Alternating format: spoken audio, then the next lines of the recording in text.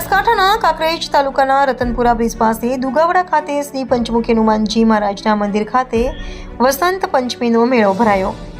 પ્રાપ્ત વિગતો મુજબ ઉત્તર ગુજરાતના બનાસકાંઠા જિલ્લાના કાંકરેજ તાલુકાના મુખ્ય મથક શિહોરી રતનપુરા પાસે આવેલા દુગાવડા પંચમુખી હનુમાનજી મહારાજના મંદિર ખાતે મહાસુદ પાંચમ એટલે કે વસંત પંચમીના દિવસે લોકમેળો ભરાયો હતો, જેમાં વિધિવત રીતે પૂજા અર્ચના આરતી કરી હોમ હવન કરવામાં આવ્યો હતો અને વૈદિક મંત્રોચ્ચાર સાથે પંડિતો દ્વારા જવતલ ઘી હોમી આહુતિ આપવામાં આવી હતી। જો કે વર્ષોથી શ્રી પંચમુખી હનુમાનજી મહારાજના મંદિર ખાતે મેળો ભરાય છે અને હજારો લોકો પોતાની આસ્થા સાથે દાદાને માથું ટેકવા આવે છે અને ભક્તિભાવપૂર્વક મનોકામના પૂર્ણ કરે છે અને આ પંચમુખી હનુમાનજી મહારાજ મંદિર એક આસ્થાનું કેન્દ્ર બની ગયું છે।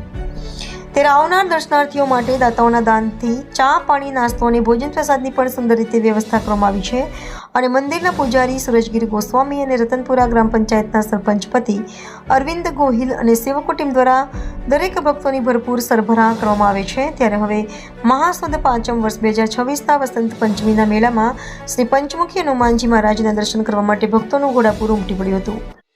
મુખ્ય હનુમાન દાદા આજે દુગાવાડા ખાતે વસંત પંચમીનો મહોત્સવ જે દર વર્ષે ઉજવણી કરવામાં આવે છે અને આ પ્રતિષ્ઠા મહોત્સવ તિથિ છે હનુમાન દાદા અને આ મહોત્સવ તિથિની અંદર હજારો લોકો દર્શનાર્થે આવે છે।